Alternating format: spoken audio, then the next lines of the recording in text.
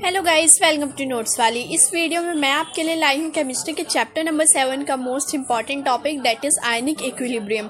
और ये होगा हमारा second and last video of equilibrium chapter, जिसके साथ हम खत्म कर देंगे अपनी केमिस्ट्री की पार्ट 1 बुक। तो ज़्यादा देरी ना करते हुए फटाफट से एक्सप्लेनेशन स्टार्ट करते हैं, जो होने वाला है बहुत ही ईजी और बहुत ही इंटरेस्टिंग। अगर अभी तक आपने मेरे चैनल को सब्सक्राइब नहीं किया तो फटाफट से जाके सब्सक्राइब कीजिए और बेल आइकन ज़रूर हिट कर दीजिएगा, ताकि आपको मिलते रहे मेरे लेटेस्ट वीडियो के नोटिफिकेशंस।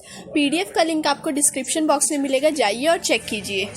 सबसे पहले हम जानेंगे आयनिक इक्विलिब्रियम इन सॉल्यूशंस के बारे में।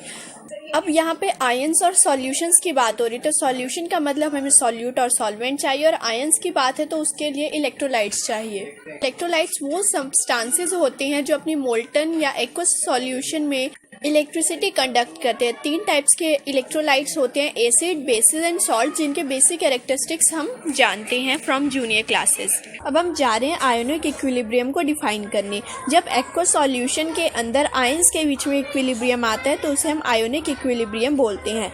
आयनिक इक्विलिब्रियम में हमें 2 टर्म्स को ध्यान से याद रखना है, डिसोसिएशन और आयनाइजेशन। बाद में हम इन टर्म्स को इंटरचेंजेबली यूज करेंगे, बट हमें इनके बीच में डिफरेंस पता होना चाहिए। पहली टर्म हम पढ़ेंगे डिसोसिएशन। डिसोसिएशन होता है कि एक्वस मीडियम में कोई हमने सॉल्यूट डाला जो पहले सॉलिड स्टेट में था, वो आयंस में सेपरेट हो गया, तो उसे हम कहते हैं डिसोसिएशन। और नेक्स्ट टर्म है आयनाइजेशन। आयनाइजेशन के लिए ज़रूरी नहीं कि हमारे पास एक्वस मीडियम हो, किसी भी सॉल्यूशन के अंदर कोई भी न्यूट्रल मॉलिक्यूल स्प्लिट करता है इनटू इट्स चार्ज आयंस, उसे हम कहते हैं आयनाइजेशन। और आयनाइजेशन कितनी होगी ये डिपेंड करता है 2 फैक्टर्स के ऊपर, स्ट्रेंथ ऑफ बॉन्ड के ऊपर और एक्सटेंट ऑफ सॉल्वेशन के ऊपर। अब हम देखने जा रहे हैं स्ट्रॉन्ग और वीक इलेक्ट्रोलाइट्स के बीच में डिफरेंस। स्ट्रॉन्ग इलेक्ट्रोलाइट्स वो होते हैं जो ऑलमोस्ट 100% डिसोशिएट कर जाते हैं, या हम कहते हैं कि वो कम्प्लीटली आयनाइज हो जाते हैं, और स्ट्रॉन्ग एसिड्स और बेसिस कैटेगरी में फॉल करते हैं। स्ट्रॉन्ग इलेक्ट्रोलाइट्स का इक्विलिब्रियम प्रोडक्ट्स की साइड ज़्यादा रहता है। अब हम पढ़ेंगे वीक इलेक्ट्रोलाइट्स। वीक इलेक्ट्रोलाइट्स सिर्फ 5 to 7% डिसोशिएट होते हैं या उससे भी कम।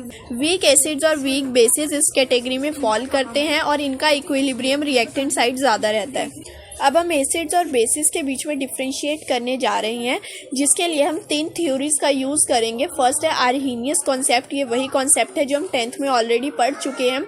इसके बाद है Bronsted Lowry acid base concept, and third is Lewis acid base concept, जो हमने केमिकल बॉन्डिंग चैप्टर में थोड़ा सा कवर अप किया था।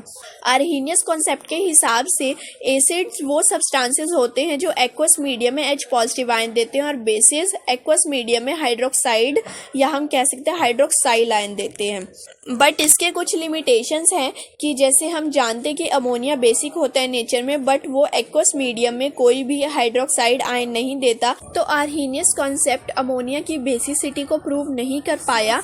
और इसकी सेकेंड लिमिटेशन ये है कि ये सिर्फ एक्वस सॉल्यूशंस के ऊपर ही अप्लाई हो सकता है। नेक्स्ट हम पढ़ने जा रहे हैं ब्रॉन्स्टेड-लाउरी एसिड्स एंड बेसिस, और इनके हिसाब से एसिड्स वो सब्सटेंसेस होते हैं जो किसी भी मीडियम में हाइड्रोजन आयन डोनेट करते हैं, और बेसिस होते हैं जो किसी भी मीडियम में हाइड्रोजन आयन एक्सेप्ट करते हैं। और ये जो ब्रॉन्स्टेड-लाउरी एसिड बेस होते हैं ये हमेशा कॉन्जुगेट एसिड बेस पेयर में एग्जिस्ट करते हैं। जो बेस है वो डिसोसिएशन के बाद कॉन्जुगेट एसिड बनाते हैं, और जो एसिड है वो कॉन्जुगेट बेस बनाते हैं। स्ट्रॉन्ग एसिड्स और बेसिस के कॉन्जुगेट एसिड बेस हमेशा वीक होते हैं, और वीक एसिड बेस के कॉन्जुगेट एसिड बेस हमेशा स्ट्रॉन्ग होते हैं। वीक एसिड बेसिस के कॉन्जुगेट बेसिस और एसिड हमेशा स्ट्रॉन्ग होते हैं। कॉन्जुगेट एसिड और कॉन्जुगेट बनाने के लिए एक शॉर्टकट यूज़ किया जाता है जनरली, कि अगर आपको किसी भी बेस का कॉन्जुगेट एसिड बनाना है तो एक H पॉजिटिव उसके अंदर ऐड कर दीजिए, और अगर किसी एसिड का कॉन्जुगेट बेस बनाना है तो उसके अंदर से एक H पॉजिटिव कम कर दीजिए। इसके बाद है लुईस एसिड्स और बेसिस। ये थ्योरी दी थी G.N. लुईस ने 1923 में, और ये वही लुईस हैं जिन्होंने लुईस डॉट स्ट्रक्चर्स बनाने का आइडिया दिया था। और इस थ्योरी के हिसाब से एसिड्स वो स्पीशीज होती हैं जो इलेक्ट्रॉन पेयर एक्सेप्ट कर लेती हैं, और बेस वो स्पीशीज होती हैं जो इलेक्ट्रॉन पेयर डोनेट कर देती हैं। आगे लुईस एसिड्स और लुईस बेसिस के लिए कुछ कंडीशंस दी गई हैं कि कौन कौन से एलिमेंट्स या फिर एटम्स जनरली लुईस एसिड और लुईस बेस की तरह एक्ट करते हैं। और MCQ या 1 मार्क का एक बहुत इंपॉर्टेंट क्वेश्चन है, यहाँ पे लाइन लिखी हुई है स्टार करके, कि all Bronsted bases are Lewis bases. Bases but not vice versa. अब हम बात करने जा रहे हैं आयनाइजेशन कांस्टेंट ऑफ वाटर की। वाटर एक वीक इलेक्ट्रोलाइट है, मतलब इसका सिर्फ 5 to 7% डिसोशिएट होता है इनटू आयंस। तो हम यहाँ पे वाटर का सबसे पहले इक्विलिब्रियम कांस्टेंट निकालेंगे और हम जानते हैं कि प्योर सॉलिड्स और प्योर लिक्विड्स की मोलर कंसंट्रेशन हम 1 लेते हैं। Molar concentration of water into its equilibrium constant को हम KW से रिप्रेजेंट करते हैं, जिसे आयनाइजेशन कांस्टेंट ऑफ वाटर बोलते हैं, और वो इक्वल होता है H पॉजिटिव आयन की molar concentration into OH negative ion की मोलर कंसंट्रेशन के इक्वल। और 298 केल्विन मतलब रूम टेम्परेचर के ऊपर KW की वैल्यू होती है 10⁻⁻14 मोलर स्क्वायर। जैसे हमारे Kc की वैल्यू टेम्परेचर डिपेंडेंट होती है, ऐसे ही KW की वैल्यू भी टेम्परेचर डिपेंडेंट होती है।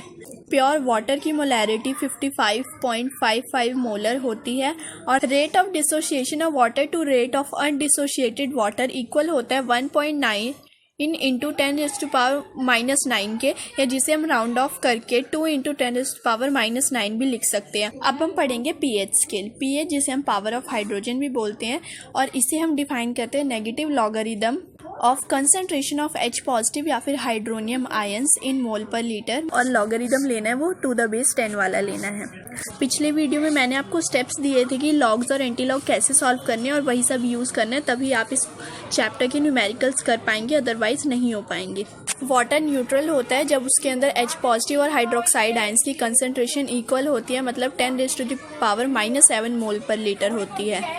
और हम pH का फॉर्मूला यूज़ करके pH निकाल सकते हैं वाटर की, जो कि आ जाती है 7, और pH के अंदर 1 का डिफरेंस क्रिएट कर देता है H पॉजिटिव आयन की कंसंट्रेशन में 10 के फैक्टर से डिफरेंस।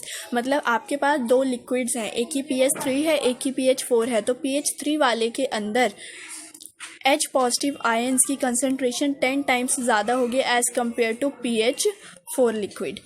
और pH का चेंज टेम्परेचर के साथ हम यहाँ पे डिस्कस नहीं करने वाले, क्योंकि वो बहुत कम होता है, इसीलिए हम उसे जनरली इग्नोर कर देते हैं। अब यहाँ से हम अपना एक और फार्मूला निकाल लेते हैं आयनाइजेशन कांस्टेंट ऑफ वाटर के फार्मूला से। हम पहले दोनों साइड्स लॉग लेते हैं सारी टर्म्स का, उसके बाद नेगेटिव साइन लगाते हैं, और वो हमारा pH का फार्मूला होता है। तो हमें मिल जाता है PKW equal pH plus POH equal 14। जितनी ज़्यादा हाइयर कंसंट्रेशन होगी H पॉजिटिव आयन की, pH उतनी ज़्यादा कम हो जाएगी और एसिडिक कैरेक्टर उतना बढ़ जाएगा। अब न्यूमेरिकल सॉल्व करने के लिए आपको एक ट्रिक दे रही हूँ कि अगर आपको बहुत डाइल्यूट सॉल्यूशन दिया है, मतलब जिनका जो कंसंट्रेशन है उसकी पावर 10⁻⁻6 से कम है या उतनी है, तो आपको वाटर के H पॉजिटिव आयंस भी कंसीडर करनी है उसकी pH कैलकुलेट करते हुए। अब हम पढ़ेंगे ionisation constant of weak acids.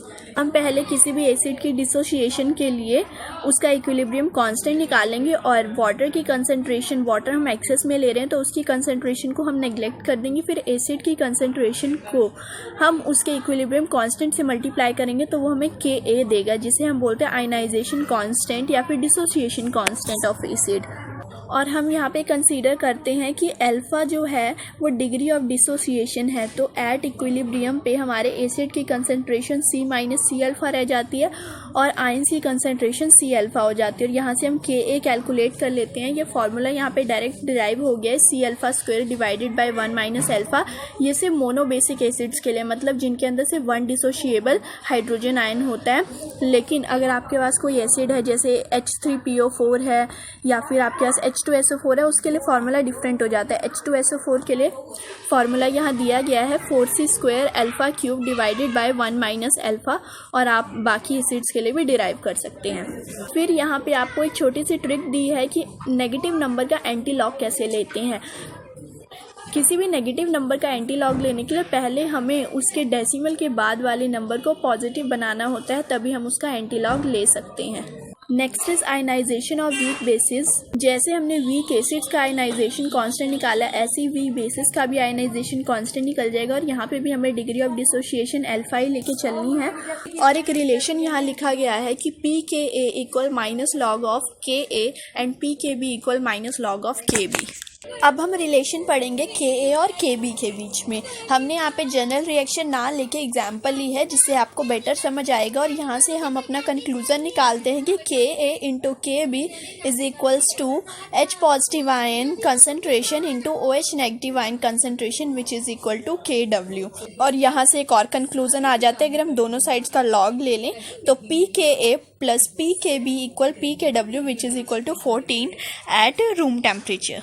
अब हम पढ़ने जा रहे हैं poly basic acids and poly acidic bases. अब आप सोचोगे एसिड के साथ बेसिक लगा दिया और बेसिस के साथ एसिडिक, इसका मतलब ये नहीं होगा कि एसिड बेसिस की तरह रिएक्ट करते हैं और बेसिस का बेसिड्स की तरह।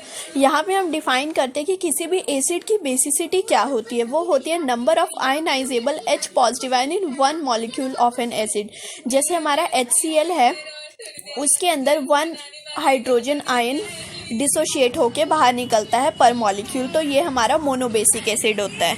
फिर डाई बेसिक एसिड जैसे H2SO4 जिसके अंदर डिसोशिएट होके हमें 2 H पॉजिटिव आयंस मिलते हैं। ट्राई बेसिक जिसके अंदर डिसोशिएशन के बाद हमें 3 H पॉजिटिव आयंस मिलते हैं। नेक्स्ट है हमारा पॉलीबेसिक या पॉलीप्रोटिक एसिड। हम पॉलीबेसिक एसिड को पॉलीप्रोटिक एसिड भी बोलते हैं, और हर एसिड जिसके पास more than 1 ionisable H positive ion होता है पर मॉलिक्यूल उसे हम पॉलीबेसिक या पॉलीप्रोटिक एसिड बोल सकते हैं। नेक्स्ट है ऑक्सो एसिड। वो एसिड जिनके पास ऑक्सीजन होती है अपने मॉलिक्यूलर फॉर्मूला में, उसे हम ऑक्सो एसिड बोलते हैं। इसके बाद है एसिडिटी ऑफ अ बेस। जैसे हमने एसिड्स के लिए बेसिसिटी डिफाइन की, ऐसे ही हम कहते हैं कि it is the number of ionizable hydroxide ions per molecule in a base. इसके बाद हम पढ़ेंगे factors affecting acidic strength along the period और डाउन द ग्रुप। हमें 2 ही पढ़ने हैं। यहाँ पे एक ट्रेंड है एक टाइप का, तो अलोंग द पीरियड जब हम जाते हैं तो एलिमेंट्स की जो सेंट्रल एटम होता है उसकी इलेक्ट्रोनेगेटिविटी इंक्रीज करती है, जिसके कारण इलेक्ट्रॉन पेयर सेंट्रल एटम की तरफ ज़्यादा डीलोकलाइज होता है और H पॉजिटिव इजीली रिलीज हो जाता है, तो acidic character along the period increase करता है।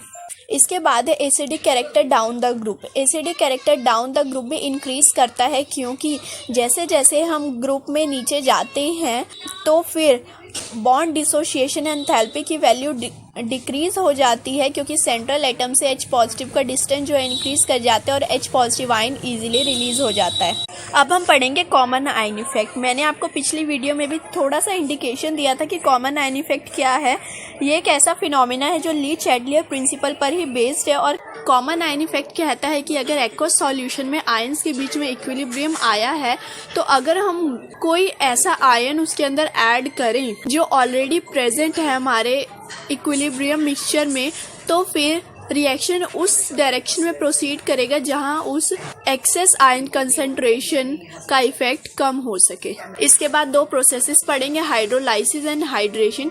हाइड्रेशन होता है सिंपली कि कोई भी सब्सटेंस वाटर के साथ कंबाइन कर जाए केमिकली, और हाइड्रोलाइसिस होता है breakage of water molecule into its ions. इस कॉन्सेप्ट में बस ये छोटी सी बात कही गई है कि जो स्ट्रॉन्ग एसिड्स और बेसिस होते हैं जब वो डिसोशिएट करते हैं तो उनके आयन सिर्फ हाइड्रेट होते हैं, लेकिन अगर हमारा कोई वीक एसिड या बेस डिसोशिएट हुआ है तो फिर उनके आयन वाटर की हाइड्रोलाइसिस करके उनके साथ कंबाइन कर जाते हैं, क्योंकि हम ये जानते हैं कि वीक एसिड और बेसिस के कॉन्जुगेट बेसिस और एसिड स्ट्रॉन्ग होते हैं। यहाँ पे आपको कुछ एग्जांपल्स दिए हैं, आप उन्हें ध्यान से पढ़ के सब कुछ समझ सकते हैं। और यहाँ पे आपको नीचे एक फॉर्मूला दिया गया है जो न्यूमेरिकल सॉल्व करने में बहुत ज़्यादा हेल्पिंग होता है, और ये फॉर्मूला कहता है कि अगर आपको किसी एसिड की pH दी है और किसी बेस की pH दी है और पूछा गया है कि आप उनकी उस एसिड और उस बेस से बनने वाले सॉल्ट की pH बताइए, तो ये फॉर्मूला आपको यूज़ करना है कि 7 + ½ ऑफ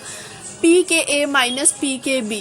अब हम आज के सेकंड लास्ट टॉपिक पर पहुंच गए हैं, जो है बफर सॉल्यूशन। और बफर सॉल्यूशंस वो सॉल्यूशंस होते हैं जिनके अंदर स्मॉल अमाउंट ऑफ एसिड या बेस डालने पर उनकी pH चेंज नहीं होती है।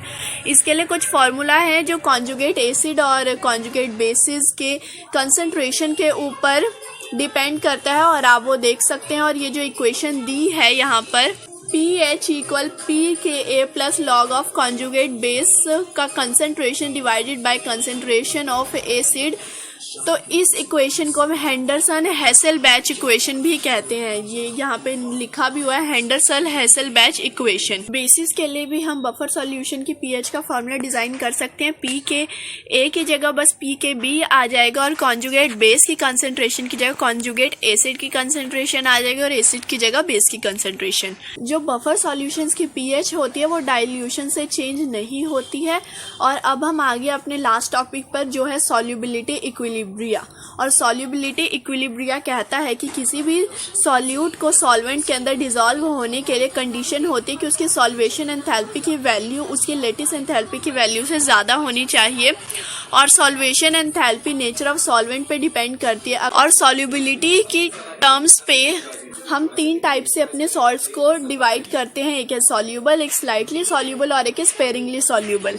इसके बाद हम पढ़ रहे हैं सॉल्युबिलिटी प्रोडक्ट कांस्टेंट। जैसे हमने एसिड और बेसिस के लिए आयनाइजेशन कांस्टेंट पढ़ा या डिसोसिएशन कांस्टेंट पढ़ा, ऐसे ही अब सॉल्ट्स अगर डिसॉल्व होंगे और सॉल्यूशन में इक्विलिब्रियम आएगा तो हम सॉल्युबिलिटी प्रोडक्ट कांस्टेंट डिफाइन करते हैं, जिसे हम KSP से डिनोट करते हैं। KSP से हम किसी भी सॉल्ट की सॉल्युबिलिटी निकाल सकते हैं। In case of barium sulphate, अगर हम बेरियम सल्फेट सॉल्ट को डिसॉल्व कर रहे हैं और इक्विलिब्रियम आ रहा है सॉल्यूशन में, तो सॉल्युबिलिटी होती है under the root of KSP। But ऐसा हर केस में नहीं होता। जैसे नेक्स्ट एग्जांपल हमने एल्यूमिनियम सल्फेट का लिया है, जिसके अंदर KSP होता है 108 इंटू सॉल्युबिलिटी की पावर 5।